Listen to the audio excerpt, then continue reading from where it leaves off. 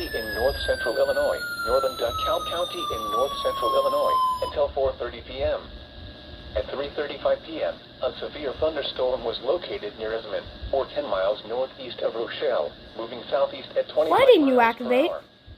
Hazard, 60 miles per hour wind gusts and quarter-size hail. Source, radar indicated. Impact, hail damage to vehicles is expected. Expect wind damage to roofs, siding, and trees. Locations impacted include DeKalb, Sycamore, Shabona, Cortland, Kirkland, Kingston, Malta, Lee, and Fairdale. Including the following interstates: Interstate 39 between mile markers 94 and 96. Interstate 88 between mile markers 83 and 96. This includes Northern Illinois University.